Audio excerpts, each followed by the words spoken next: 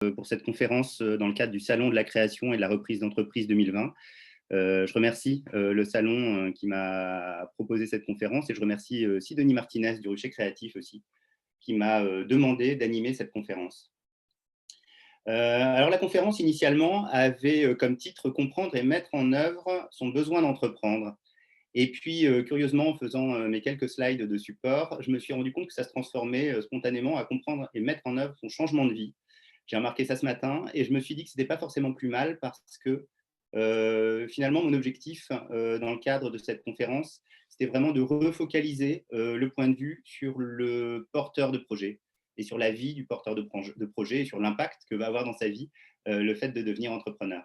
On parle beaucoup du projet, de l'entreprise et des aspects techniques qui vont autour. Là, j'avais très envie de refocaliser sur le porteur de projet.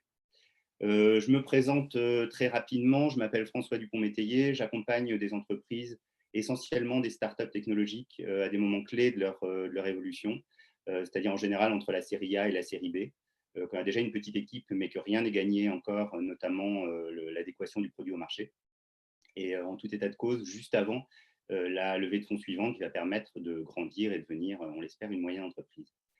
Et ce qui m'intéresse là-dedans, c'est au-delà des sujets réellement techniques, comme peuvent l'être le marketing, la finance, le produit, l'organisation, des sujets sur lesquels j'interviens. C'est vraiment l'évolution de l'entrepreneur et de son comité de direction, l'évolution de son projet et de son positionnement face au projet. Alors, outre ça, j'ai quelques autres activités. Je collabore avec les déviations aussi, qui est un sujet un projet, une entreprise que je vais vous présenter tout de suite. Les déviations, qui est-ce? Les déviations, c'est un projet qui a été lancé il y a 2 ans et demi maintenant par Laurence. Laurence qui était rédactrice en chef de Marie-France et qui avait une petite idée qui lui trottait dans la tête depuis quelques années, une idée qui lui disait « Et si tu allais interviewer des gens qui ont changé de vie ?» Des gens qui étaient en quête de sens, qui voulaient faire autre chose et qui ont réussi, ou pas d'ailleurs, leur changement de vie. Alors évidemment, c'était un petit peu terrifiant parce qu'il s'agissait de quitter son travail bien rémunéré et avec un certain confort de vie pour se lancer dans un inconnu dont on ne savait même pas s'il permettait de gagner un peu d'argent. Coup de chance, elle avait dans son réseau Laurent, qui lui est un multi-entrepreneur, beaucoup dans le domaine du numérique, et qui avait très très envie de développer un média. Et donc, il lui a dit associons-nous, on va faire ça ensemble. Et donc aujourd'hui, Et Déviation, c'est un site web, c'est un média d'inspiration. J'ai mis une photo, une copie de la page d'accueil du site qui permet de lire des témoignages, de voir des vidéos ou d'écouter des podcasts sur des gens qui ont changé de vie. Et il y a aujourd'hui une assez belle audience qui suit ce média. Comme quoi, on est dans une période, c'est sans doute pas nouveau qu'on ait besoin d'inspiration, qu'on ait envie de trouver du sens à sa vie. En revanche, c'est assez intéressant qu'on ait ces outils aujourd'hui pour le faire. Alors, un média inspirant, oui, mais on s'est rendu compte au cours du temps que ça ne suffisait pas forcément. On a tous vécu des moments où on sortait d'une conférence TEDx, par exemple, et on était hyper content et vraiment persuadé d'avoir trouvé ce qu'on voulait faire de sa vie. Et puis, au bout du temps, finalement, l'énergie diminue un peu et puis on se rend compte qu'on repart un peu dans le quotidien. L'inspiration, c'est bien, l'accompagnement, c'est mieux. C'est pour ça que maintenant, les déviations créent une offre d'accompagnement et de coaching pour les gens qui souhaitent changer de vie et qui ont besoin de se faire aider pour ça, parce que oui, on a besoin de se faire aider. Rien ne se fait tout seul. Je précise que moi, j'habite dans le Pays d'Hôte et je travaille dans la région de l'Aube depuis un peu plus de 7 ans maintenant. Et l'objectif des déviations n'est pas d'être un projet parisiano-parisien, mais de se développer partout dans les régions. Et que ce qu'on essaie de faire, même si on n'est pas aidé par les contraintes sanitaires du moment, c'est de créer une antenne des déviations ici à Troyes, dont je serai le représentant. Alors une déviation, qu'est-ce que c'est? Définition de la déviation, nom féminin, déjà, on est tous d'accord là-dessus. Les déviations telles que nous les concevons ont un certain nombre de caractéristiques. D'abord, c'est une déviation professionnelle. Il y a des déviations personnelles, évidemment. On se demande si on doit déménager, changer de continent, divorcer, se marier, avoir des enfants, etc. Très bien, nous, on adresse les déviations professionnelles et on les adresse aussi parce qu'on parle à des gens qui sont dans une problématique de quête de sens. Et de quête de sens, de trouver un sens à sa vie qui va permettre de rejaillir sur le reste du monde. Voilà. Et une troisième chose qui, selon moi, caractérise la déviation, c'est que c'est quelque chose d'inspirant. C'est inspirant pour les gens qui y assistent et c'est inspirant pour la personne qui la vit et qui découvre dans sa vie plein de choses, des ressources insoupçonnées, des opportunités, etc. Alors, je précise une chose, c'est que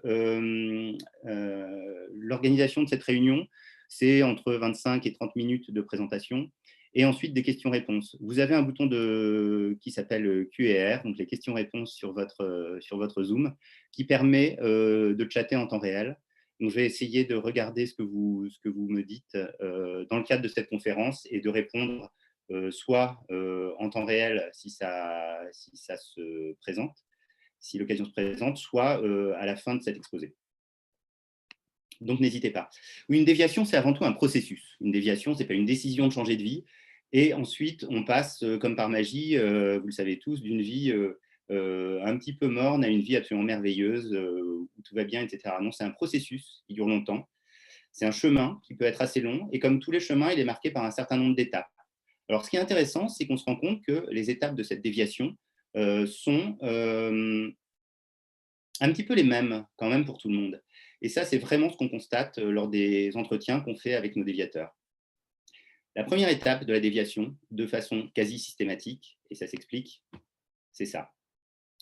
La première étape de la déviation, c'est la crise.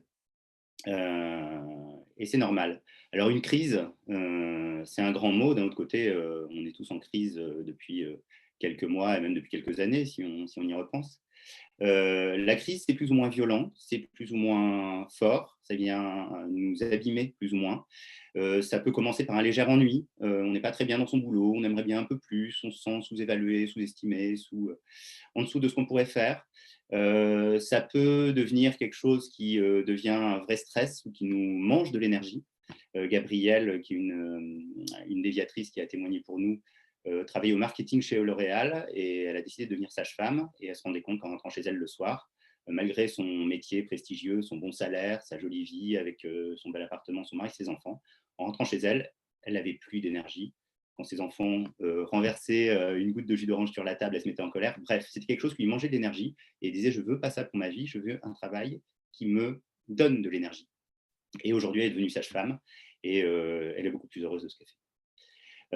Et puis, la crise peut être plus lourde et plus significative aussi. On a Isabelle, qui est chef d'une entreprise de mécanique industrielle à Romilly-sur-Seine, qui témoignait pour nous et qui disait voilà, j'ai été ingénieur, salarié, j'ai vécu 2 ans de harcèlement moral.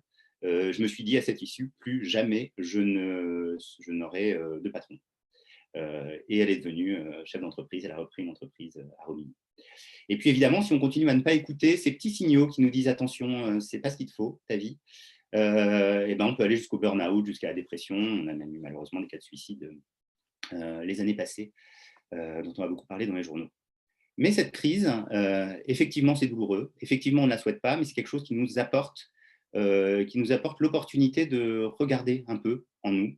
Là, on est en crise sanitaire et vous savez tous que pendant cette crise sanitaire, on commence du coup à réinterroger toutes les politiques publiques de la santé de ces 15 dernières années pour comprendre comment on en est arrivé là. Et bien là, c'est pareil, votre crise personnelle et professionnelle, elle va vous donner l'opportunité d'interroger un certain nombre de choses chez vous et il y a 3 grands sujets que vous pourrez regarder. D'une part, vos blessures.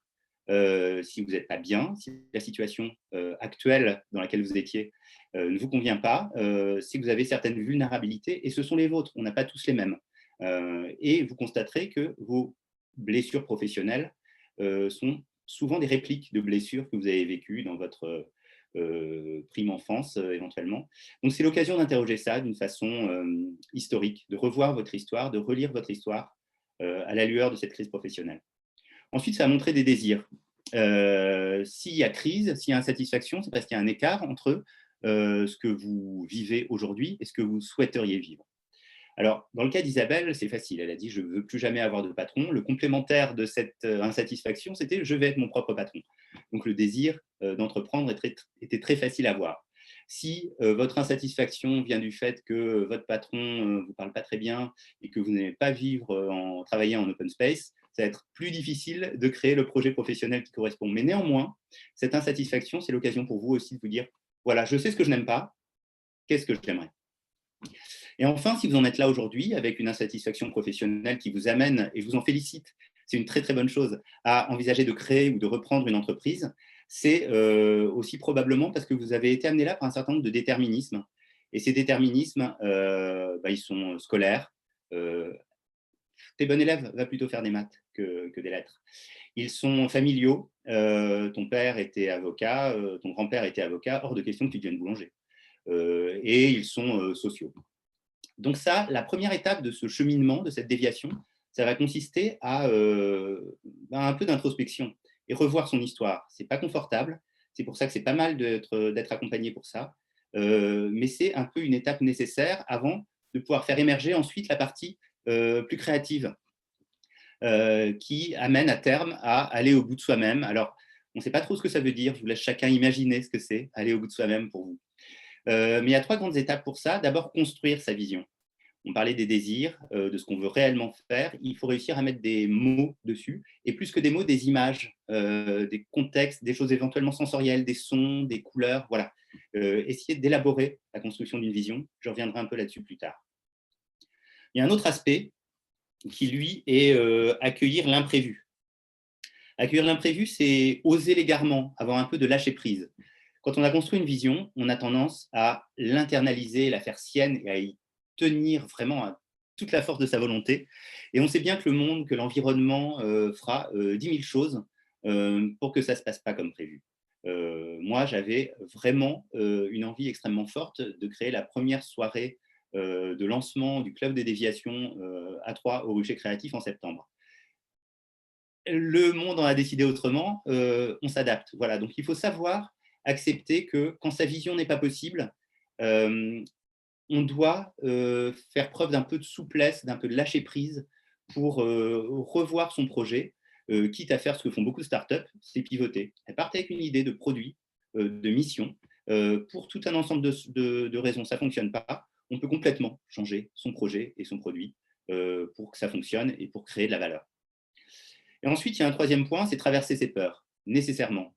Je pense souvent qu'il y a 2 choses qui nous challengent vraiment dans la vie. C'est d'une part le couple et d'autre part l'entreprise, surtout quand c'est notre entreprise.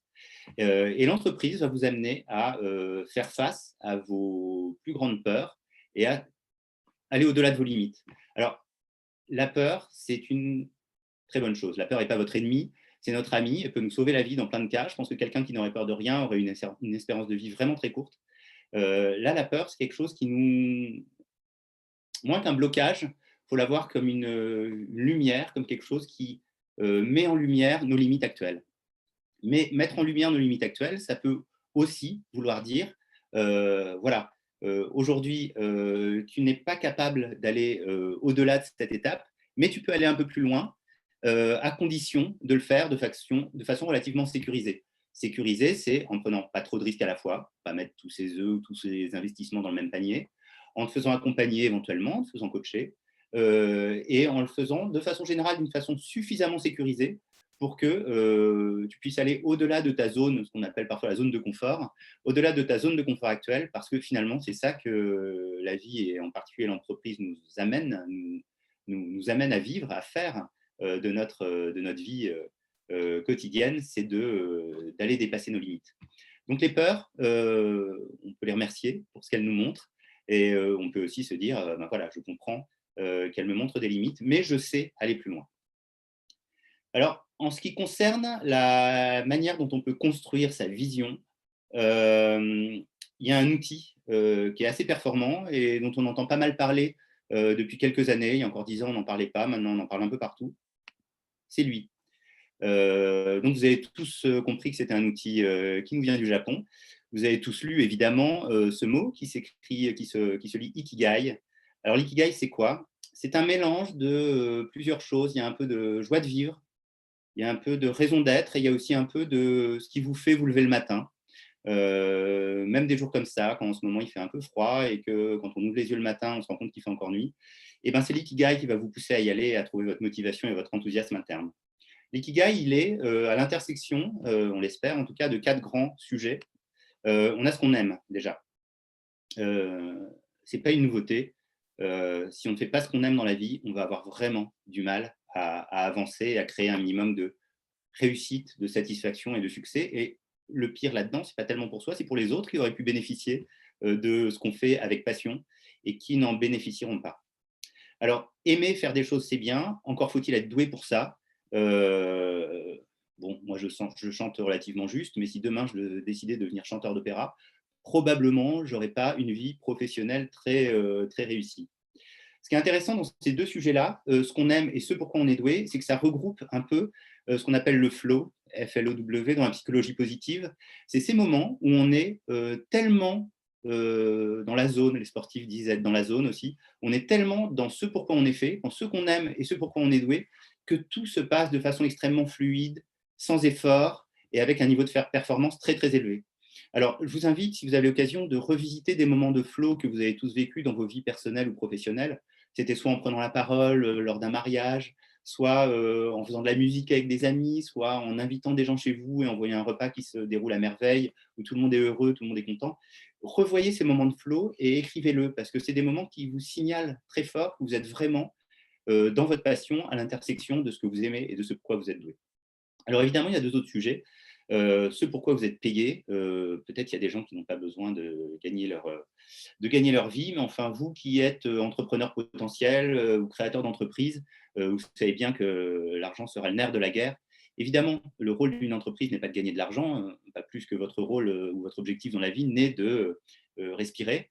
Néanmoins, comme l'oxygène pour vous, l'argent pour l'entreprise est une nécessité pour durer et pouvoir se développer. Donc, c'est évidemment crucial.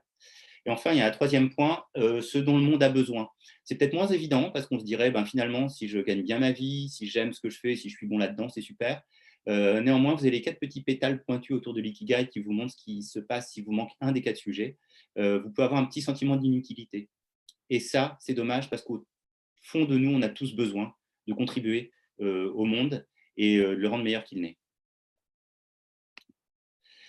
Deux dimensions de l'entrepreneur. Je ne sais pas si j'aborde ce sujet. Je vais le faire très rapidement et on va voir ce que ça donne. Alors évidemment, un entrepreneur, ça a plein de dimensions, mais il y en a deux majoritaires. La première, c'est la vision et la deuxième, c'est l'action. Il y a des entrepreneurs qui sont très visionnaires, il y en a d'autres qui sont des génies de la mise en œuvre. Néanmoins, si vous êtes entrepreneur, vous devez avoir les deux dimensions. Ça, c'est essentiel. Alors, j'ai envie de vous proposer un petit exercice. Je ne sais pas si ça va fonctionner. On va voir. C'est un test en conditions réelles. Je vous propose de vous donner une minute, top chrono, pour essayer de trouver en un mot, deux maximum, un verbe, c'est très bien, votre vision. Vous avez une minute pour me dire voilà, ce qui vous motive, ce que vous voulez vraiment faire, en un mot. Top chrono, je coupe.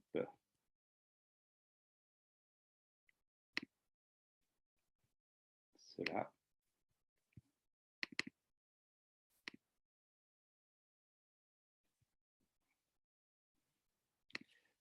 Voilà, vous avez une minute. Je vais regarder les questions-réponses pendant ce temps-là. Si vous avez des choses à dire, n'hésitez vraiment pas à le mettre dans les questions-réponses ou dans le chat de façon à ce qu'on puisse échanger là-dessus par la suite. Alors évidemment, là, je prends un risque puisque je ne sais pas si quelqu'un va trouver quelque chose. Une bonne indication du fait que vous avez vraiment trouvé quelque chose qui vous correspond et qui vous ressemble, c'est probablement que ça provoquera une émotion chez vous. C'est que ça ira au-delà de l'évidence intellectuelle, c'est que probablement ça va activer quelque chose qui est de l'ordre de l'émotion.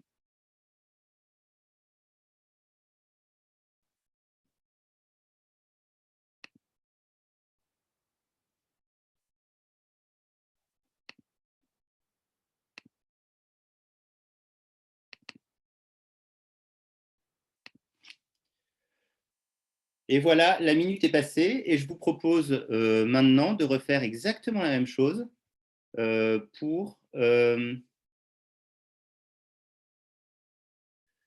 l'action. Donc là, on était dans la vision. On voit bien ce que c'est la vision. C'est ce qu'on veut mettre en œuvre. la manière dont on veut changer le monde. Maintenant, on va être dans l'action. Quel est votre type d'action? Dans quelle action vous êtes bon? Que voulez-vous faire? Encore une fois, en un ou deux mots, un verbe d'action éventuellement. Ce qui vraiment vous parle aujourd'hui, maintenant.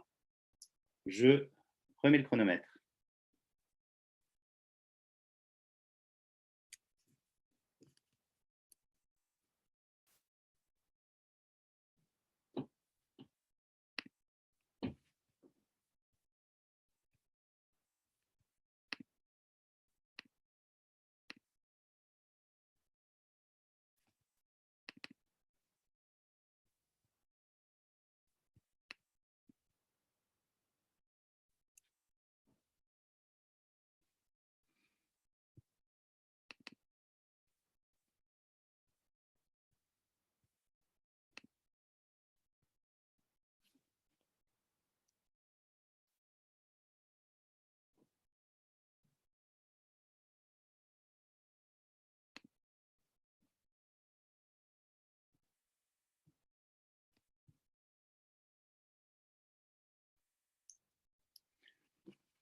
Hop, et voilà, top chrono. Vous avez peut-être trouvé quelque chose. Si c'est le cas, n'hésitez surtout pas à me le dire dans le chat ou les questions-réponses et puis on pourra aborder ces points-là suite à cette présentation.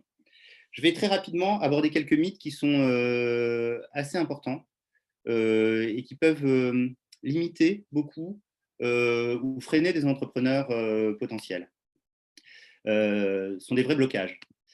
Premier mythe, l'entrepreneur aime le risque. Alors, on entend beaucoup de gens qui ont réussi, qui sont devenus des entrepreneurs à succès et qui, rétrospectivement, réinventent un petit peu leur histoire d'une façon qui donne l'impression qu'ils n'ont aucune aversion au risque et qu'ils sont prêts à tout.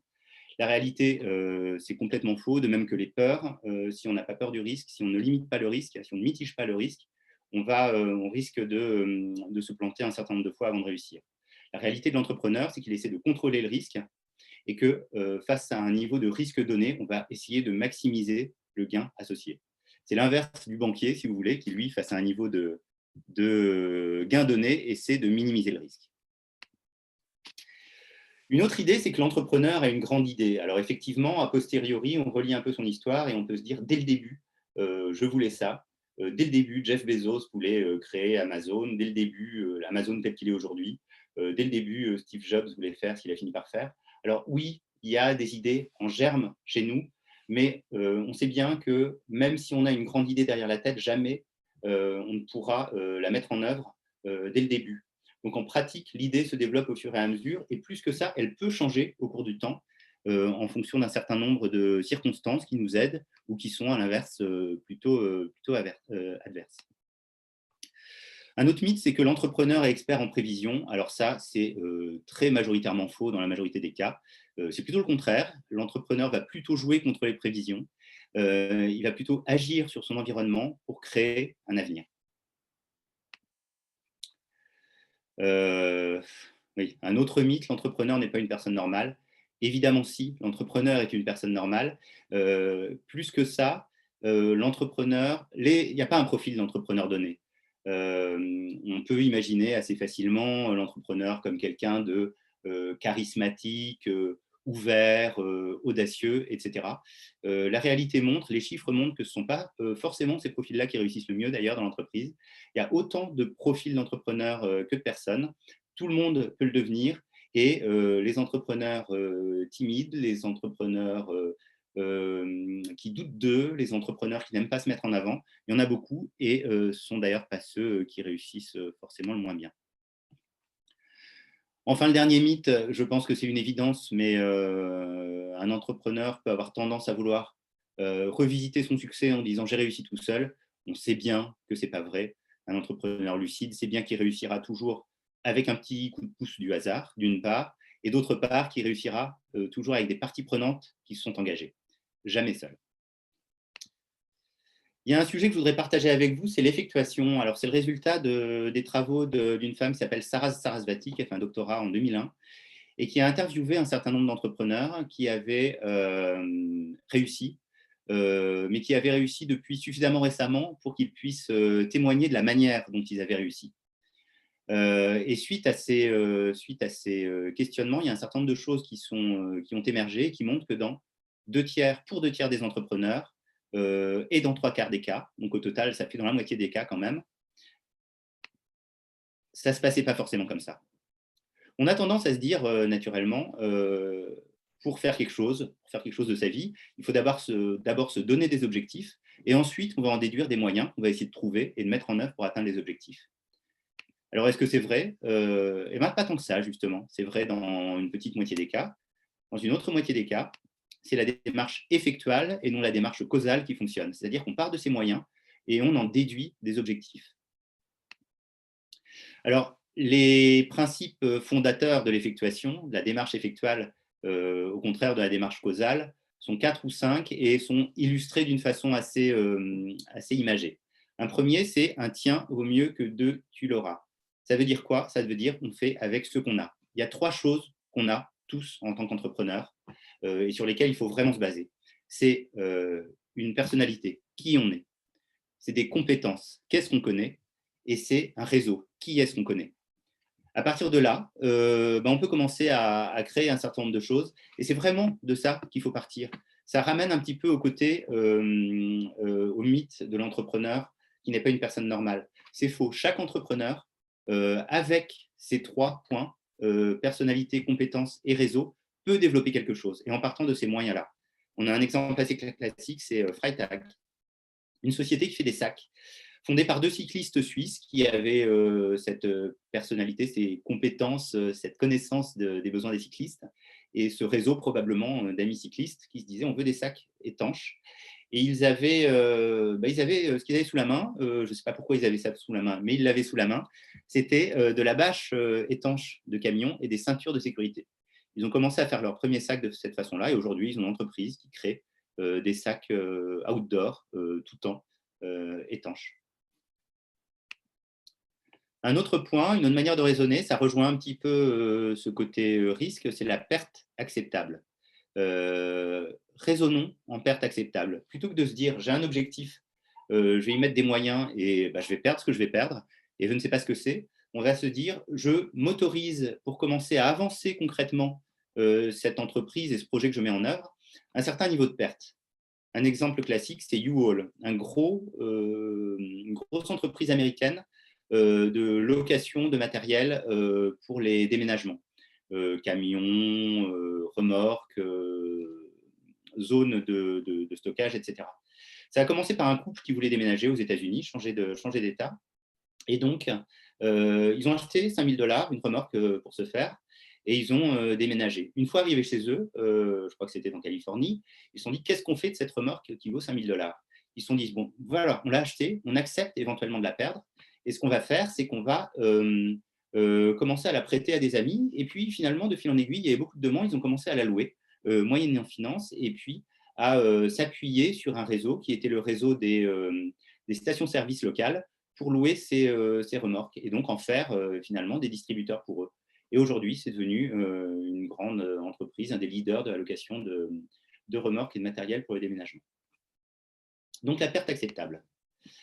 Un autre sujet, c'est le patchwork fou. Alors là, on n'a pas un exemple type parce que c'est vraiment une façon de faire, c'est vraiment une méthodologie.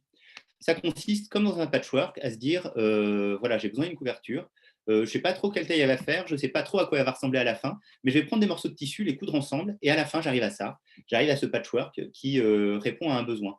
C'est une manière assez différente de se dire j'ai un besoin, comment le résoudre? Ça consiste à se dire on a un besoin dont le périmètre n'est pas forcément défini, on imagine qu'il y a un besoin, mais il n'est pas encore très clair. Ce qu'on va faire, c'est qu'on va augmenter les parties prenantes dans le projet et augmenter notre capacité d'exécution avec de plus en plus de monde pour finir finalement par grandir. On ne va pas grandir en se donnant des objectifs, jamais personne n'a grandi en se donnant des objectifs ambitieux, mais on va grandir en augmentant le nombre de personnes qui sont concernées par ce qu'on fait. Typiquement, ça consiste à dire, aller voir un client qui dit, voilà, votre produit ne m'intéresse pas, j'aurais besoin de ça, ça, ça comme modification pour qu'il corresponde à mes besoins. On va lui dire par exemple, OK, ce qu'on va faire alors, c'est que si vous vous engagez à en prendre 10 exemplaires de mon produit, je m'engage à le modifier de façon à ce qu'il corresponde à vos besoins. Votre client, qui était un client pas intéressé par ce que vous faites, devient un partenaire intéressé dans l'évolution de votre produit. Donc le patchwork fou. Et en fait, enfin, un autre sujet, c'est la limonade. La limonade, c'est le principe d'opportunisme, hein, c'est le principe de sérendipité, si vous connaissez le terme. Ça consiste à dire, quand la vie vous envoie des citrons, ben, faites de la limonade et pas autre chose. On a deux exemples assez connus de ce point de vue-là. On a les post-it qui ont été créés par un chercheur de 3e qui travaillait sur des nouveaux adhésifs. Puis il avait cet adhésif qui ne servait pas à grand-chose parce que ça ne collait pas comme le scotch, ça se décollait, ça se repositionnait. OK, mais quoi en faire? C'est devenu le post-it. Et puis Stacy's, qui est un bon exemple, c'était un food truck à la base. Ils vendaient des pitas dans leur food truck et puis il y avait une queue qui s'allongeait et les gens finissaient par partir parce qu'il y avait vraiment trop de queue. Alors pour retenir les gens, ce qu'ils avaient eu comme idée, c'est sur la base des pitas qui n'avaient pas été vendus la veille parce que les gens avaient fini par partir à cause de la file d'attente. Ils en faisaient des espèces de chips épicés qui distribuaient gratuitement dans la file d'attente. Et de fil en aiguille, les gens revenaient, plus tellement pour les pitas qu'on achetait dans le food truck finalement, mais pour ces petites chips épicées qui distribuaient gratuitement. Donc ils ont pivoté, ils ont fini par créer ces chips et devenir un des poids lourds de l'agroalimentaire d'ailleurs, puis ils ont été rachetés 65 millions de dollars par PepsiCo. Donc voilà, je repasse rapidement les quelques grands sujets de l'effectuation. Un tiers vaut mieux que deux, tu l'auras. Partez avec ce que vous avez. Bon, déjà, partez des moyens pour définir les objectifs et éventuellement changer les objectifs en fonction des moyens qui évoluent au cours du temps. Donc, première chose, vos moyens à vous, qui vous êtes, ce que vous avez et votre réseau. Deuxième chose, la perte acceptable. Limitez le risque en vous disant, voilà, je suis prêt à perdre 10 000 euros, je suis prêt à perdre telle ou telle chose, mais pas plus. Donc, je borde mon risque et j'adapte mes objectifs en fonction de ce risque limité. Troisième chose, le patchwork fou. Jamais vous n'allez croître seul. Ce qui va faire croître votre business à terme, c'est d'augmenter le nombre de parties prenantes, de faire rentrer des clients, des partenaires, des concurrents éventuellement.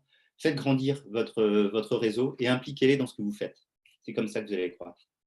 Et enfin, la limonade, si un jour il vous tombe quelque chose qui n'était pas prévu, essayez d'en faire quelque chose. Réfléchissez toujours à ce que vous pouvez faire, à comment vous pouvez maximiser votre output, votre création à partir de ce que vous avez. Voilà, je vous remercie. J'ai tenu les 35 minutes, je suis même un peu en dessous. Je vous remercie, vous, évidemment, de votre attention. Maintenant, on va passer dans le chat, dans les questions-réponses plus exactement, et échanger un peu sur le sujet. Je remercie également les coachs associés aux déviations qui m'ont aidé à préparer cette présentation. Donc, Roselyne, qui est basée à Paris. Julien, qui est basé à Paris et en Normandie et qui est un spécialiste de l'effectuation. C'est lui qui me l'a fait découvrir. Merci, Julien. Anne Sotomayor, qui est une coach basée beaucoup à Auxerre, mais encore un peu à Troyes maintenant, et qui est une experte de l'entrepreneuriat au féminin. Et Mélissa Bilon, basée à Troyes, qui, elle, est une spécialiste de l'accompagnement des salariés vers l'entrepreneuriat. Je vous laisse noter, si vous le souhaitez, mes coordonnées. N'hésitez pas à revenir vers moi, à poser des questions, me dire ce que vous en avez pensé, c'était bien, c'était pas bien, il manque ça, j'ai pas compris telle chose, soit par mail, soit par SMS, soit par téléphone. Et maintenant, je vous propose de venir dans un temps de parole. On pourra échanger un peu sur vos questions, vos questionnements et éventuellement les résultats du petit exercice sur la vision et l'action que je vous ai proposé tout à l'heure. Merci à tous et à toutes.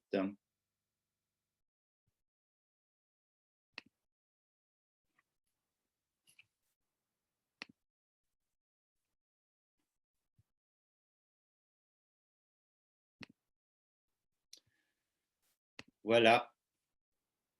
Alors, qu'est-ce qu'on lit dans le chat? Emeline Bossé disait ces deux mots, créer demain. C'est une très belle vision, effectivement. Éditer des meubles et provoquer des synergies. Les deux n'ont pas de lien direct. Alors ça, c'est intéressant parce que justement, c'est là que la créativité va pouvoir s'exprimer un peu à partir du moment où on sort des choses qui ne paraissent pas directement liées. Et pourtant, en creusant un peu, on va peut-être trouver des solutions pour les mettre en lien et en faire quelque chose qui vraiment, Emeline, te parle et te ressemble. Typiquement, quand je vois que les deux n'ont pas de lien direct, mais que ton cœur de métier est d'éditer des meubles et que tu aimes provoquer des synergies, ça me fait immédiatement penser au patchwork fou. Parce que là, c'est en provoquant des synergies et en impliquant de plus en plus de parties prenantes dans tes projets qu'il va se passer des belles choses.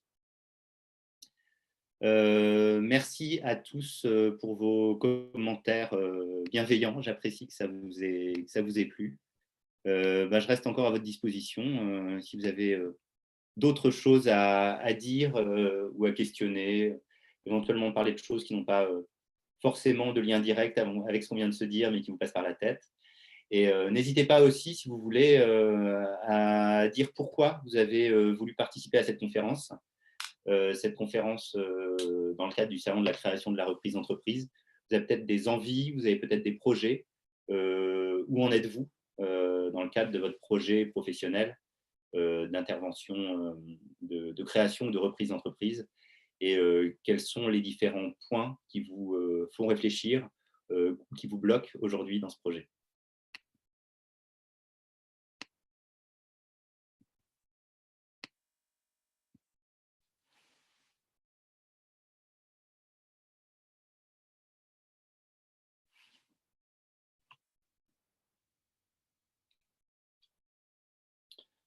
Non, vous n'êtes pas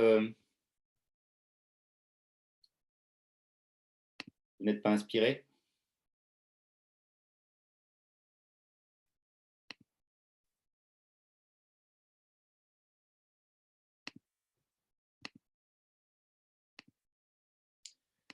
Bon, écoutez, dans ce cas, si vous n'avez pas de questions, je vous propose d'arrêter ici cette conférence. Dans tous les cas, si vous avez pris mes coordonnées, n'hésitez pas à me contacter pour continuer la conversation offline. Et puis, je vous souhaite à tous infiniment de succès dans vos projets.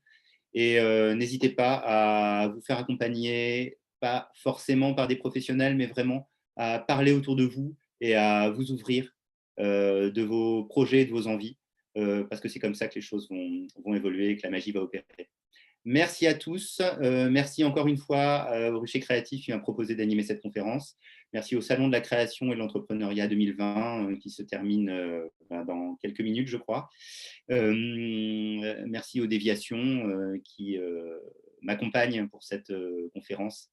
Et j'espère pour bientôt de belles aventures, plus de façon virtuelle, mais de façon enfin physique à 3. Et à très bientôt. Au revoir. Prenez soin de vous.